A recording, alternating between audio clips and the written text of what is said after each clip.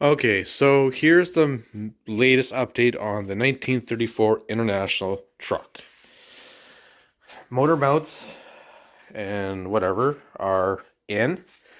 They're painted. Need to get some gaskets for it so we can get it going. Here's the radiator. I would say probably within the next week or so, the roof will go back on top of the cab. Here's the transmission. Drive shaft, I think it's got to get balanced. It's been shortened, or I think shortened. Yeah. So that's got to be balanced out. Brakes. I don't know if we're doing mechanical or what. I don't know what the plan is. Here's the floor. It's an all wood floor. That's what they had in 1934. So, yeah, I mean, getting there. It's not a long video. I'm busy with work and my partner is doing other shit right now. So, this is his project. This is his 1934 International truck. Again, this is from a 1950s International truck that we swapped for the original engine in this truck, because the original engine in this truck had a cracked block. We tried to weld it, but being cast iron, it's hard to do, especially in this city. So, what ended up happening was he said, you know what?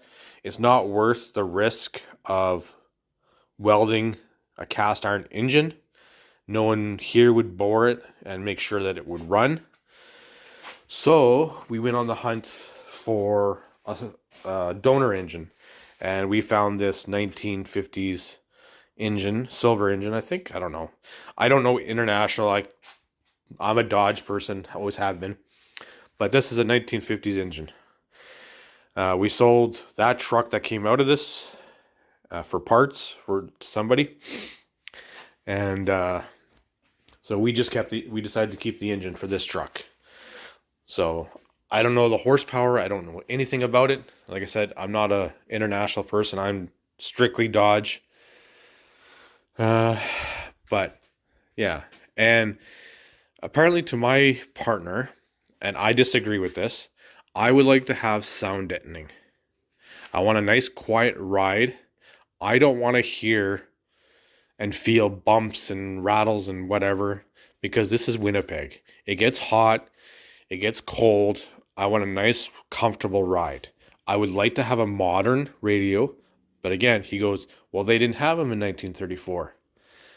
To me, this is 2025. You got to have a radio somewhere. Put it somewhere. Find a spot for it.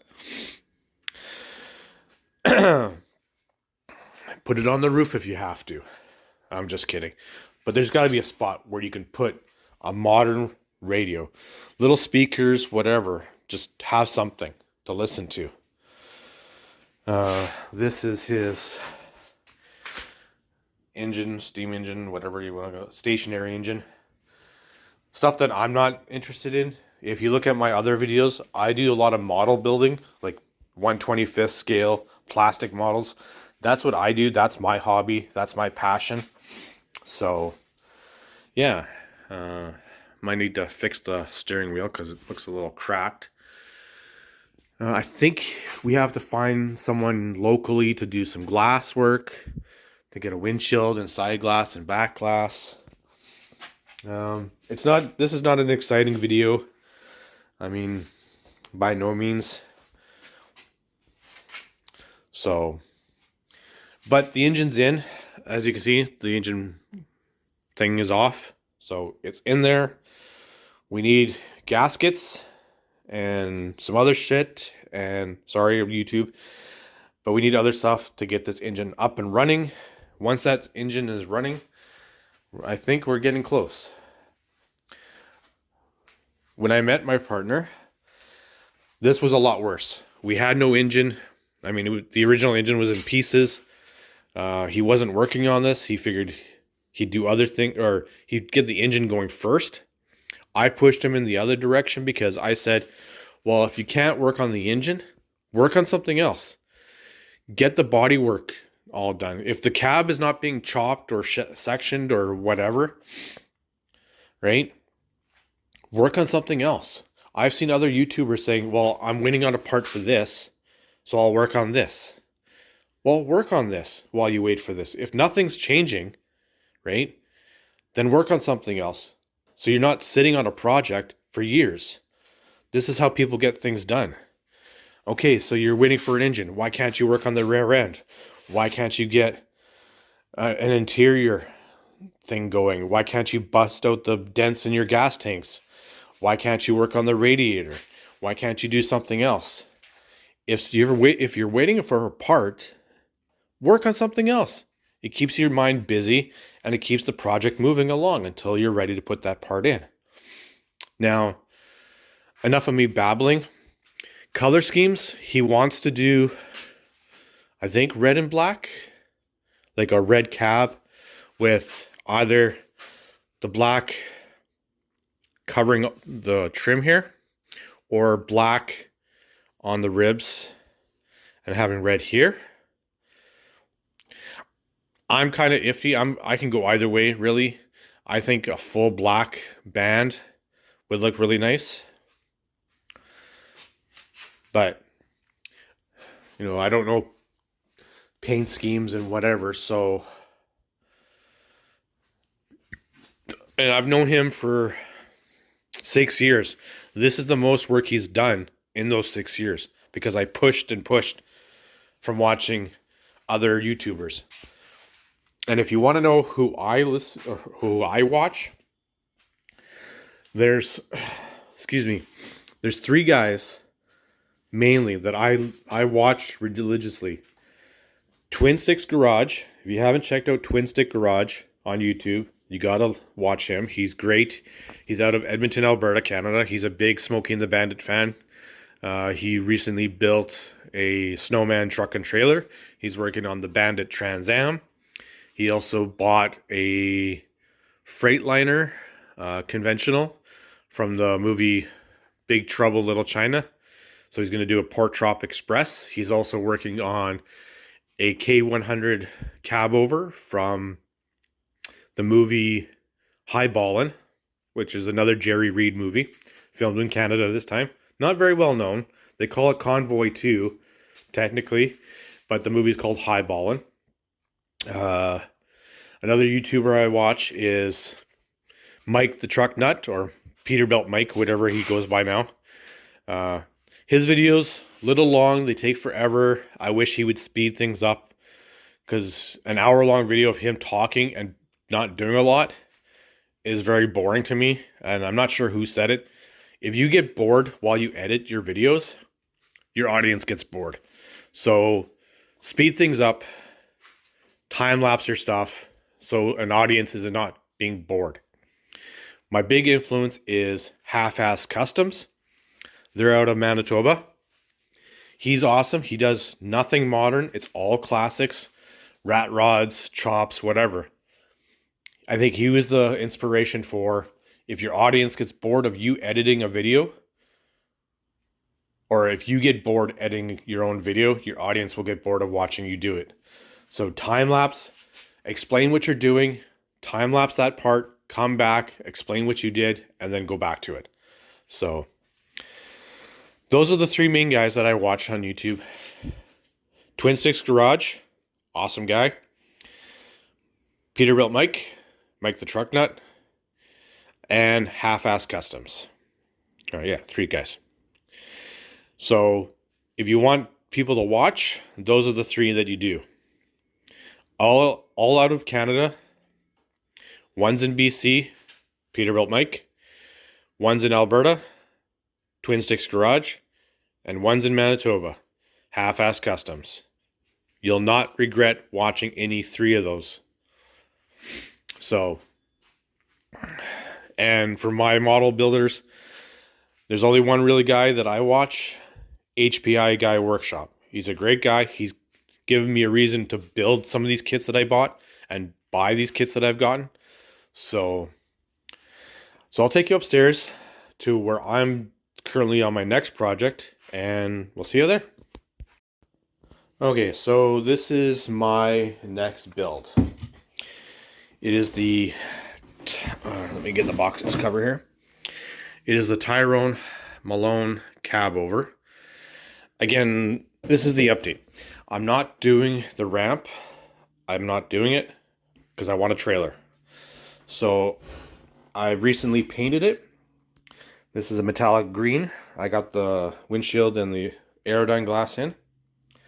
I'm doing 3 sets of diamond plating just to fill it in because I think it would look better that way. I'm currently working also on the, if I can do this trailer and bulldozer. So this trailer, I'm kind of mocking up. I'm trying to somewhat do it because I want to know where I'm putting my 5th plate or 5th wheel. But I got to get the rear end on the truck done first so I know where to put this and I know where to put this. Again, I'm not doing the ramp part. Yeah, so that's the 2 kind of projects I'm doing right now. I wasn't really going to do this yet, but I figured if I'm going to have a 5th wheel for this trailer, I need to know where I'm going on this. And I scored a really good kit, an old kit that I didn't expect to see anybody sell. This, I found this at a thrift store for 20 bucks. Pretty much all complete. I'm missing I think the left side back door, which I can cut out of styrene. Missing the decals. I was missing 1 axle, but I have spare parts. I'm going to use some parts out of here. I was going to build this trailer, but I think I'm going to take some of these parts out of here to finish building that. Okay. And if you want to see, again, here's my stash. Have the London bus. Have this international dump truck. 2 huge projects. I don't know when I'm going to get to them. I have 2 snowplows, pickup trucks, the GMC and the Ford Ranger. Got an International Scout. I have 3 fire trucks. I got 2 Aero Chiefs and 1 American LaFrance. I still got to build. I have 1 more Fleetmaster Aero sedan, which I heard is coming out again, but with round 2. So even though I have this, I want the sedan version. I want the sedan delivery version. Yeah, kind of a lot of kits again. I picked this Earnhardt kit up with a bunch of other kits, but it turned out to be a snap tight kit and a little smaller. So, was kind of disappointed until today when I found a 1/24th scale Dale Earnhardt kit for 20 bucks, and I bought that. So, I'll do two of them. And more kits got to do. Some of these are my partner's. He's probably never going to get to them. I'm probably going to build every single one, which is crazy. Like, these 2 are his, but I'm probably going to end up building them anyways. So, yeah. And as you can see, I'm a big ICP fan. So, but that's the latest update on the international pickup truck. And what I'm personally working on is the Tyrone Malone cab over, which I'm making a normal truck out of. I'm not using the tires that came with it because if you look, they're pad printed. And I think that would not look good. So I have spares, which don't have anything on them. And I have spares from a Peterbilt cab over, which I'm going to use. So, yeah. And kind of working on the interior. So, I mean, once you put the cover or whatever, the partition for the bed, you're not going to see this, and you don't see much of the interior anyways. So I'm not really detailing it. Like HPI Guy Workshop says, build for you, don't build for anybody else. If somebody else likes it, good. If they don't, that's fine too. But you're building for you. These are your kits. You build them the way you want to build them.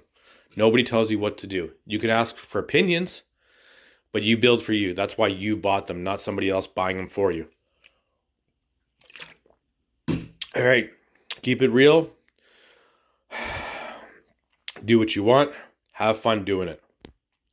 Take care.